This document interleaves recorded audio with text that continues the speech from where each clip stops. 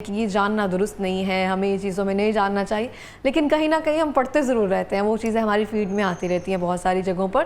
اور ستاروں کے حال کے بارے میں اگر ہم بات کریں، ہم سب کو پتہ ہے ہمارا سٹار یہ ہے. اس حوالے سے اگر ہمارے پاس کوئی نیوز آتی ہے، کوئی ایسی چیز سامنے آتی ہے، تو ہم اس کو اسکرول لازمی کرتے ہیں، چیک لازمی کرتے ہیں کیا آ رہا ہے کیا نہیں آ رہا.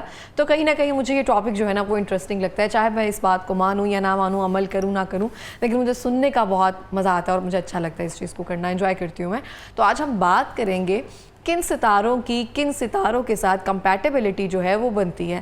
اکثر ایسے ہوتا ہے کہ میں جب کسی سے بات کر رہی ہوتی ہوں، اکثر ایسے تھا کہ میں اپنے اسٹوڈیو میں موجود تھی، میں نے اپنا جویلری باکس نکالا تو مجھے سامنے جو خاتون تھی وہ کہہ رہی تھی آپ کا سٹار کیا ہے، آپ چیزیں ایسے سنبھال کے رکھتی ہیں، ایسے کر کے رکھتی ہیں.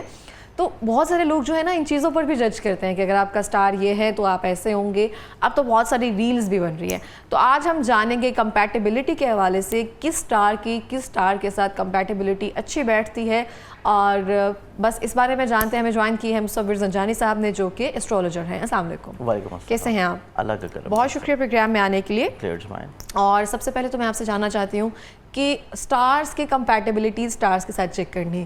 ہم جب کسی کی شادی ہونے سے پہلے نا ہم چیک کرتے ہیں کہ ان کے ستارے ملتے ہیں آپس میں کہ نہیں ملتے ہیں. وہ کون سے ستارے ہوتے ہیں اور یہ کون سے ستارے ہیں جو ہم کہہ رہے ہیں کمپیٹیبلٹی میچ ہوتی ہے؟ دیکھیں بیسیکلی اگر ہم لوگ دیکھیں نا، اسٹرالوجی جو ہے یہ بہت سمپل نالج ہے. اس میں لوگوں نے اس کو تھوڑا سا مشکل بنا دی ہے، اور اسپیشلی طور کے اوپر لوگوں نے خود اس کو تھوڑا سا مشکل اپنے لیے خود بنایا ہوا ہے کہ وہ سمجھنا نہیں چاہتے. جبکہ میری کوشش ہوتی ہے کہ میں جب بھی کوئی چیز بیان کرتا ہوں میں اس کی لاجک ضرور بتاؤں.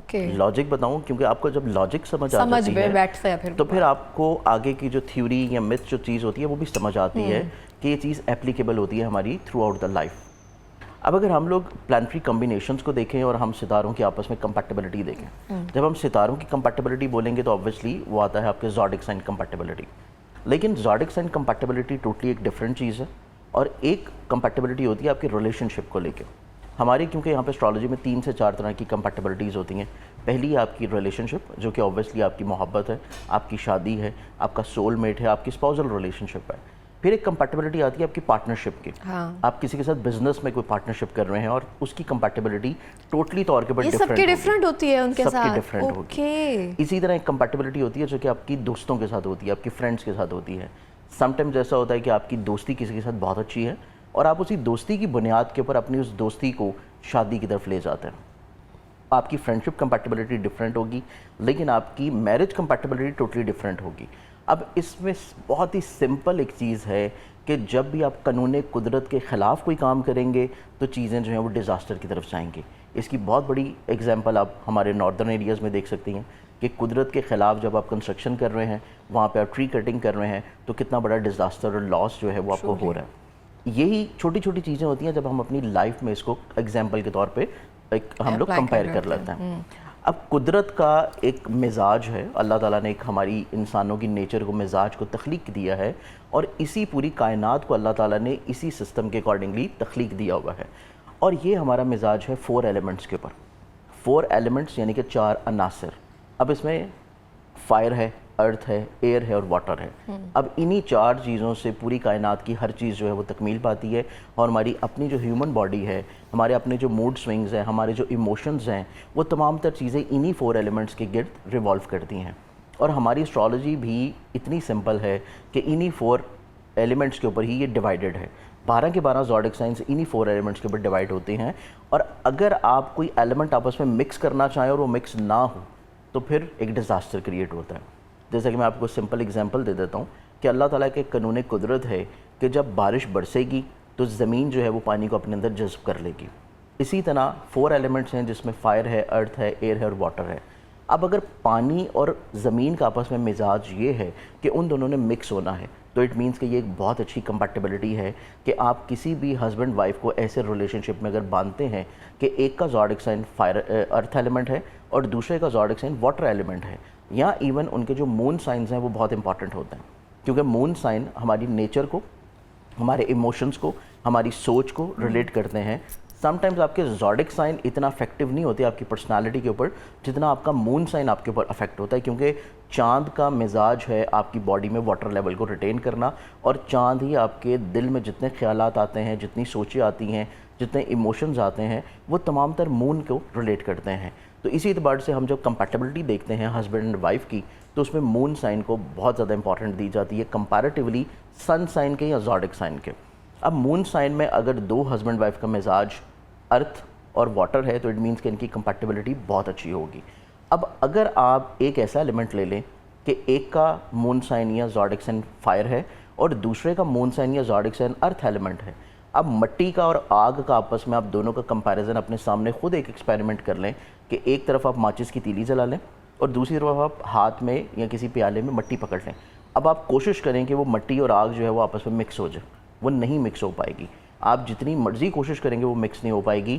یا تو زیادہ آگ ہوگی تو مٹی جو ہے وہ تھوڑی سی بلیکش ہونا شروع ہو جائے گی, اور اگر مٹی زیادہ ہوگی تو آگ جو ہے وہ بجھ جائے گی. تو اس میں بہت سارے کپلز ایسے ہوتے ہیں جب ان کی شادیاں ہو رہی ہوتی ہیں, بہت عرصے تک ان کی لڑائیاں چل رہی ہوتی ہیں, کچھ نہ کچھ گرمی سردی جو ہے نا وہ چل ہی رہی ہوتی ہے ہمیشہ سے, تو ان کے ستارے ہم کس طرح سے میچ کرتے ہیں, ان کی ایگزامپل اگر ہم سادہ لفظوں میں آڈینس کو سمجھا سکیں. دیکھیں جتنی سمپل میں کوشش کر رہا ہوں یہ تو مجھے سمجھ آ گیا, اچھی طرح سے سمجھ آ گیا کہ آپ جب قانون قدرت کے خلاف کسی بھی رشتے کو قائم کریں گے تو اس کا رزلٹ بہت اچھا نہیں ہوگا.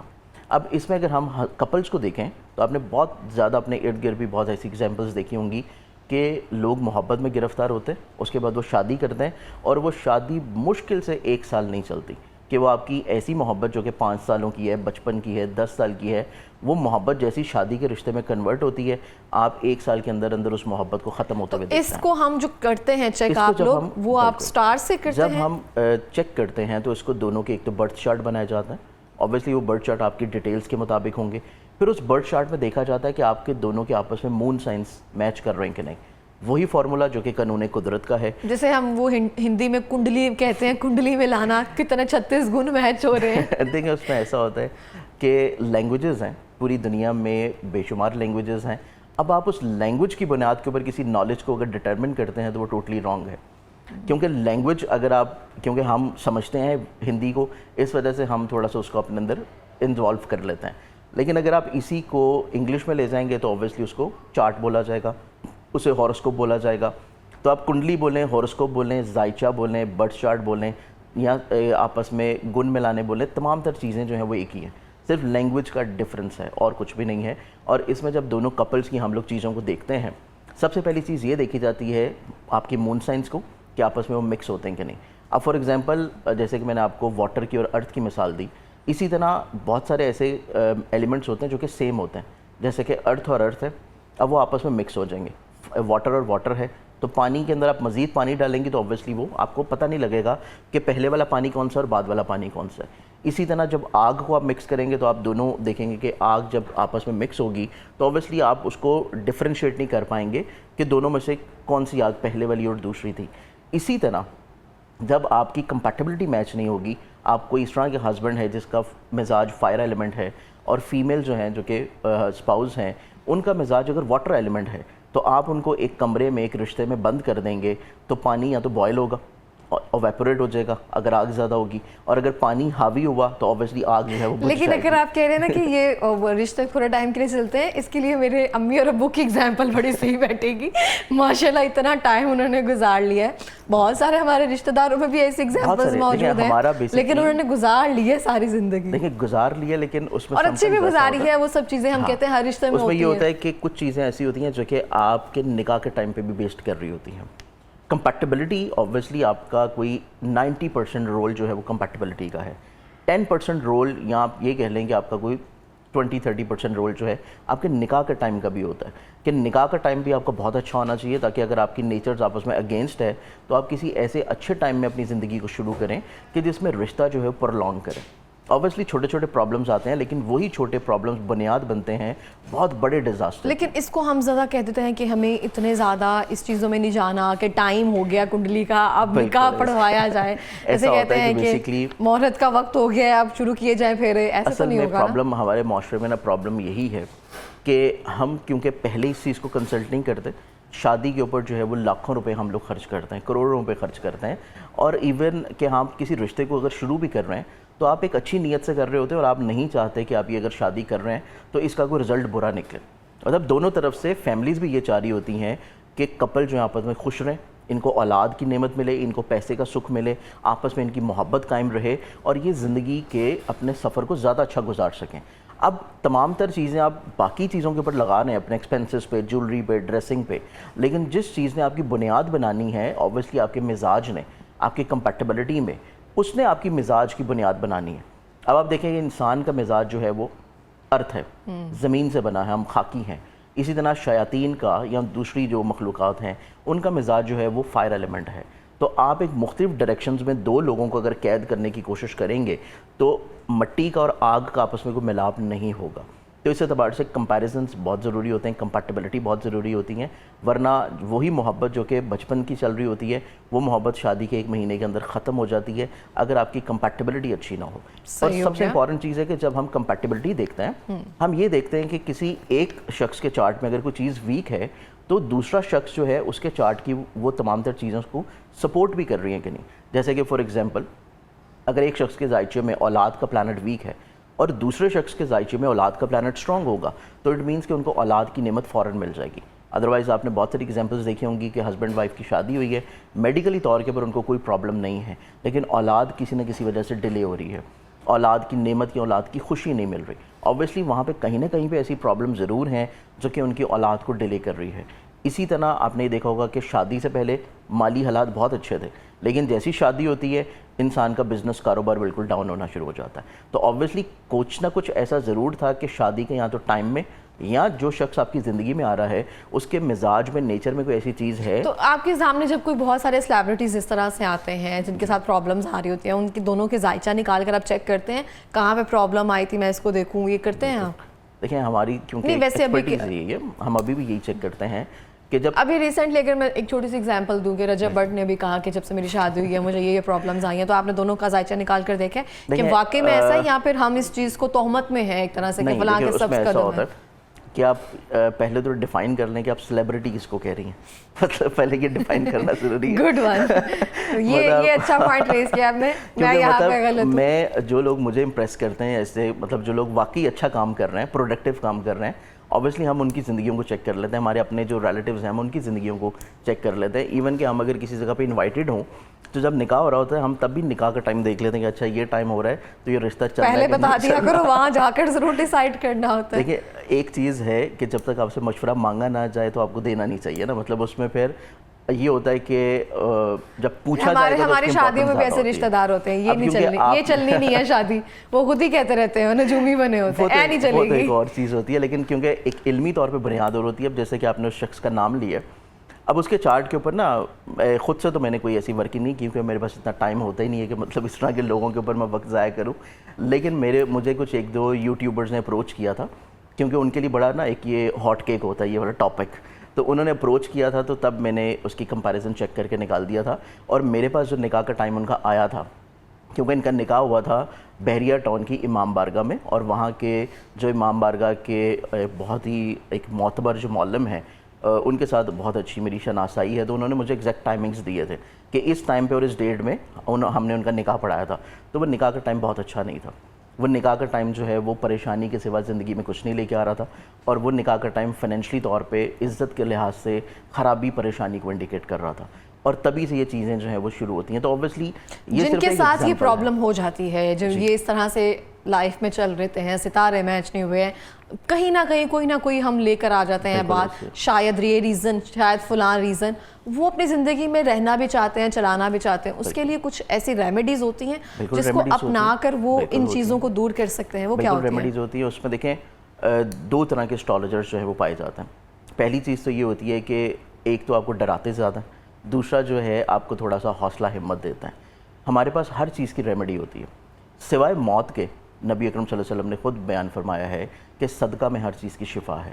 اور نبی اکرم صلی اللہ علیہ وسلم نے جو ہے 2 چیز امت کے لیے چھوڑی ہیں. پہلی چیز قرآن مجید, تو اویسلی قرآن میں تا قیامت ہر امت کے لیے ہدایت ہے, ہر امت کے لیے شفا ہے اور برکت ہے. آپ اس سے کچھ نہ کچھ چیزیں اخذ کر سکتے ہیں جہاں پہ آپ کو پرابلم آئے, تو سلوشنز ہر چیز کے موجود ہوتے ہیں. دوسری چیز جو کہ نبی اکرم صلی اللہ علیہ وسلم نے آپ لوگوں کے لیے, امت کے لیے, ہمارے لیے چھوڑی ہے, وہ ان کی اہل بیت ہے.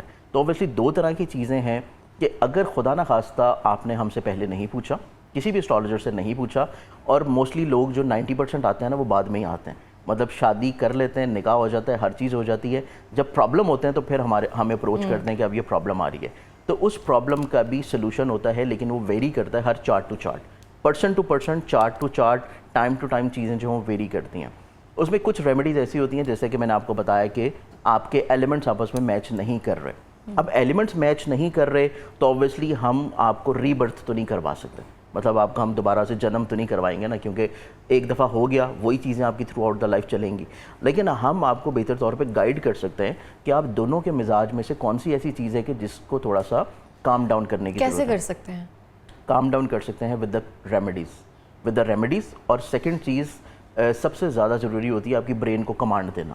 اب فار ایگزامپل ایک ہسبینڈ ہے یا ایک وائف ہے, ان دونوں کو ایک چیز اگر ہمارے پاس دونوں آتے ہیں اور دونوں کو ہم سب سے پہلے تو یہ پوچھتے ہیں کہ آپ رشتے کو چلانا بھی چاہ رہے ہیں کہ نہیں. اگر تو وہ اس رشتے کو چلانا چاہتے ہیں اور بہتر کرنا چاہتے ہیں تو سب سے پہلے پھر جو چیزیں جس کے ذائچے میں جو ویکنیسز ہوتی ہیں وہ ان کو تھوڑا سا ہم اسٹریٹ فارورڈ بتا دیتے ہیں, کیونکہ تھوڑی سی کڑوی گولیاں ہوتی ہیں لیکن میڈیسن ہے تو میڈیسن کو آپ کو ڈائجسٹ تو کرنا پڑتا ہے, انٹیک کرنا پڑتا ہے آپ کو بیماری کو دور کرنے کے لیے.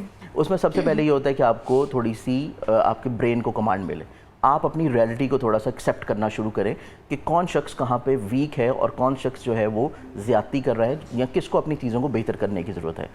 اس کو ایکسیپٹ کروانے کے بعد پھر آتی ہیں ریمیڈیز کی بات, اور ریمیڈیز میں ہمارے پاس صدقہ ہے, ہمارے پاس قرآن ہے, اس کے بعد اللہ تعالیٰ کی جو نعمت ہے جواہرات کی, جواہرات ہیں, جیم سٹونز ہیں, جس سے آپ کے مزاج میں چینجز آتی ہیں.